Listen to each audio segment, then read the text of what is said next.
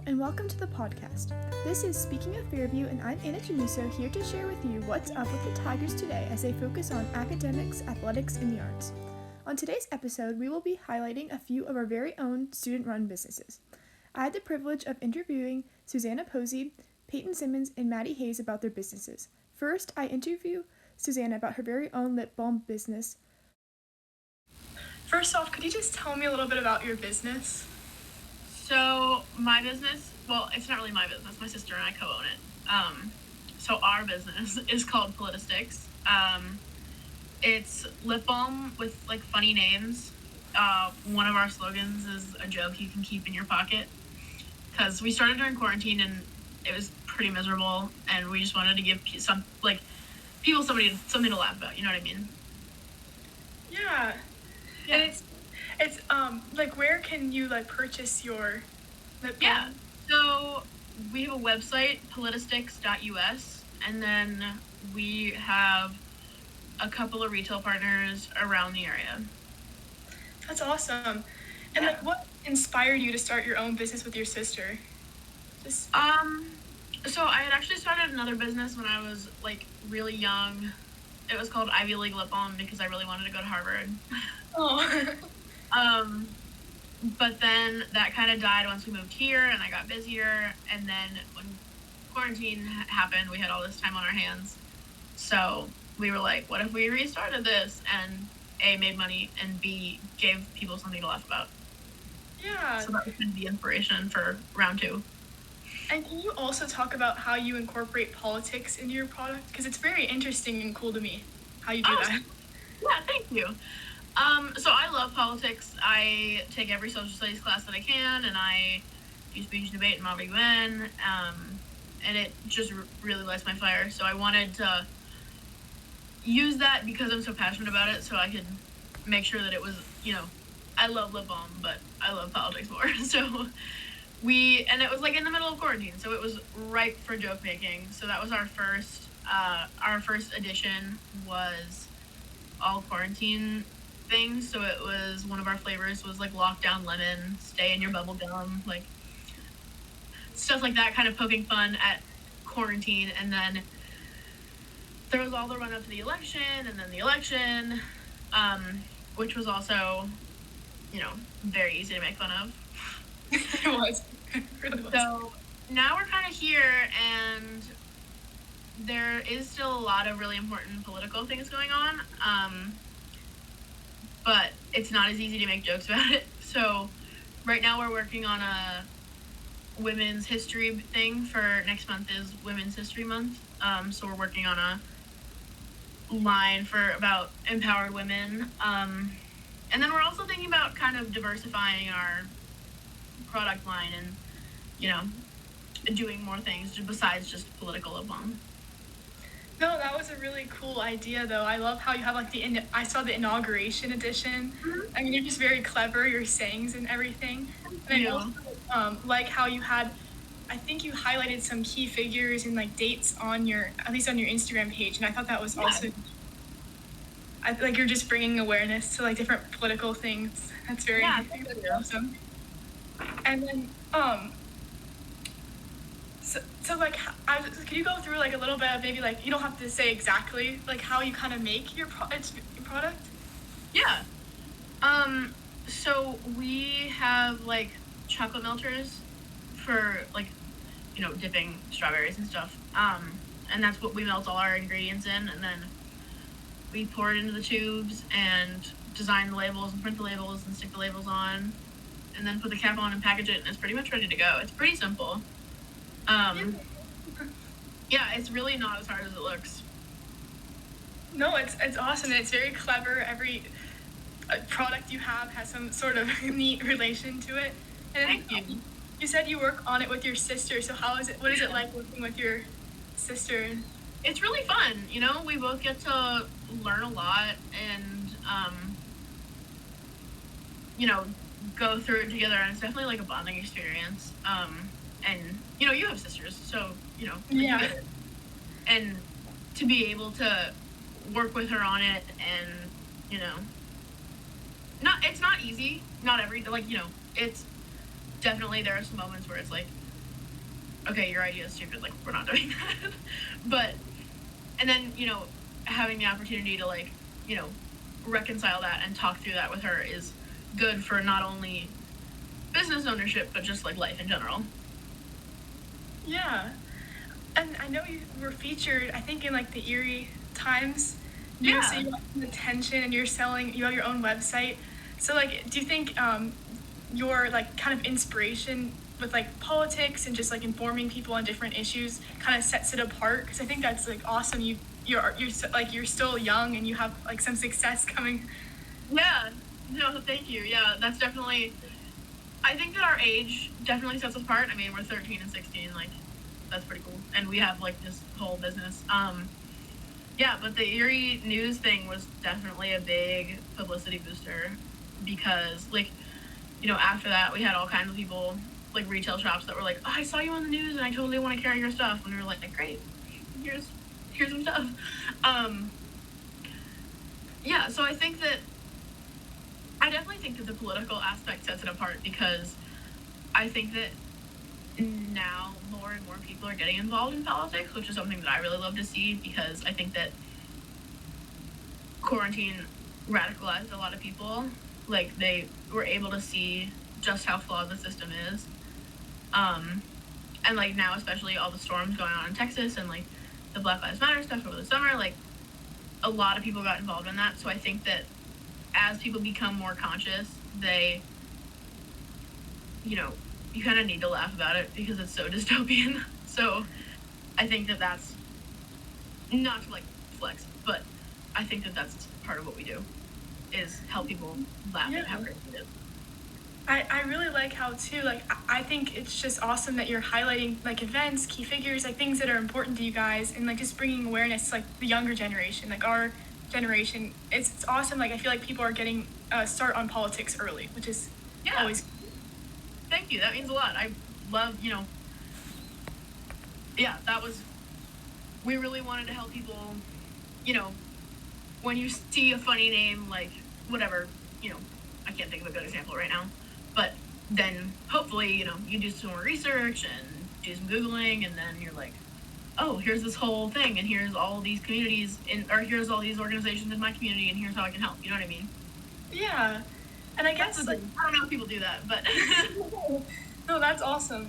And I guess like a lasting, like I think just like a last question kind of thing is like, do you have any advice for people that like want to start their own business or anything like that? yeah, I think that you should do it. I think that it's definitely, like I said before, it's not always easy, but, I've heard no a lot of times. Like, we sent press packages, like, you know, we have, like, a cover letter about us and about how we got started and about who we are, and we sent some samples to a lot of places, and a lot of them were like, this just isn't what we're looking for or whatever, which is, like, totally fine, but it's important to hear no, and it's important to get rejected so you know how to deal with it so it doesn't, like, totally ruin your whole day. So I think that starting it for that alone, and then you of course like learn a whole lot about how money works and how how business works, and I think that a lot of us, like Gen Z especially, like most of my friends are terrified of working like a 9 to 5 and being like living that life. So one way to not fall into that is to start your own thing. And like, I'm not saying that Politistics is going to be my whole income, but like, it's definitely, if you strike gold, you could be the next Amazon, or you could be the next whatever. So like, you could, it's a really good way to not work a 9 to 5 and like have some control over your life, which I think is something that a lot of us want right now because we all have so little control over our life right now. Oh yeah, well, thank you so much for like answering these questions. Now I will be talking to Peyton Simmons about her sewing business. So could you tell me about your business a little bit? So I do a few things. I sew masks, and then if like a friend needs something, I'll sew them like a skirt or something. If it's like last minute, I'll do stuff like that. And then I do other things, like I try to stay like zero waste when I sew, so I save all my scraps and things, and I take those scraps and then I kind of like make it into like patchwork sort of things. And That's so cool. Thank you. That's really good that you're being very efficient too. And then going off of that, like how long have you been sewing for?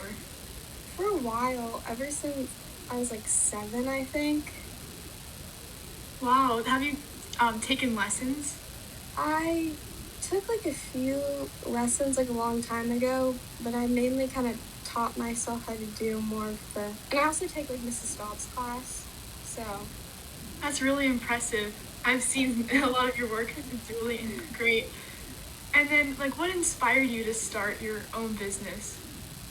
I don't know. It was just kind of a way for me to make some more money because I was spending all this time sewing and buying all these materials, and I kind of needed a way to like make back all that money I was spending. No, that makes sense. I sew too, so I know it can cost a lot. And then, like, how do you get ideas for different? Like, I know you do masks and shirts and everything, and your ideas are very like unique and they're creative. So, like, how do you come up with your ideas? I don't really know. Like, I was sewing a lot, and I kind of, especially like the scrap pieces kind of idea, I was sewing a lot, and I was creating a lot of waste, and I was like, I felt bad about it, and I was like, how do I make this something that I can like, I don't know, leave like, what is that called? Not have big environmental footprint. I don't know. Oh, what you mean? Yeah. I know. I don't know what the word is either, but yeah, that makes sense. And I know you made like a really cool heart purse I saw too. That was really cool. And then, do you have like a favorite product to make? I don't know. I love just making clothes for myself. I like to design something like I would wear and then make it because it's more fun when you make it yourself. And then like, I don't know, clothes are like expensive, and if I want something cute, I can just make it myself. That's awesome. You know she's skilled when you can make. And then do you want to go into fashion when you graduate, or? That's what I'm thinking, yeah. That's awesome. So you're getting a head start early. And then, do you have any advice for like people looking to start their own business? I don't know. When I kind of went into it, I was expecting like to get all of these orders and everyone was gonna want anything, but it's kind of hard to like make something that people want at like a reasonable price, and like people want to rather go to like bigger stores and things well known instead of like some small business. So I think you just got to be prepared for that. I sew a little bit when I sell things. Like I thought I would be getting more business than I did for sure. But I understand it's hard when also like it costs a lot to like buy the materials, and then it takes a lot of time. I know you even take more time because you start from like scratch. So I completely understand. Yeah, that and then my other question would be like, how is it like with using Instagram, and then what other platforms do you sell? I do Instagram, and then I sell on Depop sometimes, but it's kind of, I figured that like telling people about it and like having their friends tell their friends gives me more customers instead of like posting on social media. Oh, that's interesting. Do you take like requests, or do you have some that you already make and then some? I usually take requests, like if someone wants a certain mask and like a certain fabric, I'll do that. Or if I made Hope a skirt at like the beginning of the year, I think, and she was just like, she asked me if I could make her a skirt, and I pulled out some fabrics for her, and I just made it. I remember seeing that. It was really cute, like a blue skirt. Yeah. I know. I'm gonna definitely have to recommend going to Peyton's Instagram account or TikTok account to check out your stuff. But thank you so much for answering these questions. You're welcome. Last but not least, I will be talking to Maddie Hayes about her card company. So my business right now is called Mad Painting, and it's sort of a little handmade watercolor business. So I use liquid watercolor and watercolor paper, of course, to create all original greeting cards, like birthday cards, thank you cards, congratulations cards. Recently, Valentine's Day cards were popular, and like around Christmas time, I do Christmas cards and that kind of thing. And then sometimes, if somebody wants something special, I can do sort of commissioned work or like little bookmarks or, iPad covers, which some of the people at Fairview kind of like those. And they're really nice. And So, like, what inspired you to start your business? Well, actually, when I was in 8th grade, between the summer between 8th grade and 9th grade, Hallie Myers and I were, actually, my older sister had found liquid watercolor paint, and she tried painting a few things with it, and she had a lot of fun with it, and so I wanted to try.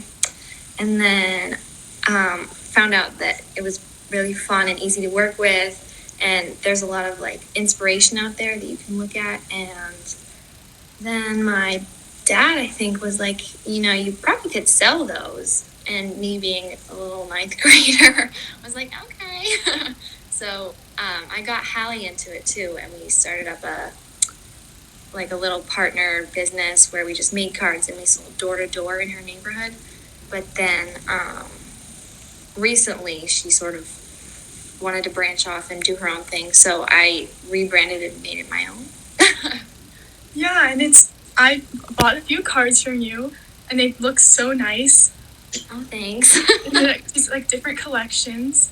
And I was just going to ask you too, so like, do you have like advice for people that would want to start their own business, perhaps? I think if I was going to give advice, which I don't know if I would trust myself with that, but it's sort of just, if you have something that you're good at or you like doing and you have, some spare time, if you want to turn that into a business opportunity, you can. But there's no obligation, because sometimes that sort of turns it into something you're forced to do and then you aren't going to enjoy it as much anymore. But if you are going to do it, definitely be prepared to, I guess, have a plan for sure. Because when we first started, we kind of just went for it. And now I'm starting to figure out posting content consistently, whether that be on Instagram or whatever. But sort of a way to get your product out there and something that sort of sets it apart from other things, which again, I'm still figuring out. But yeah, probably consistency for sure. I think it's very unique and cool that you make your own designs for your cards too. And I think it's interesting, it's through Instagram. So people that in the area and anyone can just follow. And I like how you have just different collections for each. I think that's a really neat idea. And I was just wondering too, what is it like being, I know you're an athlete and then you're a student and then you're a bit you have your own little business. So how is your time management with that? Well, it sort of depends, because around Christmas time and Valentine's Day, it's a little bit of crunch time because you don't want to make too much stock beforehand. So it's sort of you make it as you go. So that gets pretty busy. And I was up pretty late some nights because you got sports and then homework and then, making the certain amount that you need. So that is relatively time consuming. And also with my own thing, from the very beginning to the very end of a card production, it's me cutting the paper and folding it and then painting and stamping and all those things. So that can be time consuming, but it definitely depends on the season and how much is being demanded. Mm-hmm. I know it's a very exciting process. I know with starting something new, it can be a lot of work. But it seems like you found your rhythm, and it looks really nice when I look at your account. Everyone should check out her account later too. Oh, thanks. Would you say do you have a favorite design or something to make, or do you to vary? Where do you get your inspiration from? Well, I think sometimes my favorite design is probably ones that are a little bit more intricate or more detail oriented. Because I have some lines that are more color pop, sort of fun, easy to, not necessarily easy, but mass produce. mass produce. So I guess when I can kind of make it a little bit more artistic and more fine art, those are kind of fun for me. Like if I'm having a good painting day, I'm just in the flow and then I turn out something that I really like. And then, what was the rest of the question? No, you pretty much answered what I was asking. No, I was just asking like your favorite types of things to make. But I know, you're very detail oriented, and the funny thing is too, I was thinking about this earlier. Ever since like 8th grade, well, I've known you probably in 8th grade, and I remember you having like really pretty handwriting, and I think it's so cool that you like took a talent and kind of made something with it, and like now people can purchase it. Thanks. It's a work in progress. Yeah, no, well, thank you so much for describing a bit about your business. Yeah, no problem. Thank you for tuning in to this episode of Speaking of Fairview. I'd also like to thank Susanna, Peyton, and Maddie for sharing a bit about their experiences with starting their own business. I'd also like to thank my public speaking teacher, Mrs. Stevens, for all of her help and guidance going into this podcast. Also, thank you Dr. Lane and Mr. Bell for allowing this production of Speaking of Fairview. See you guys next time.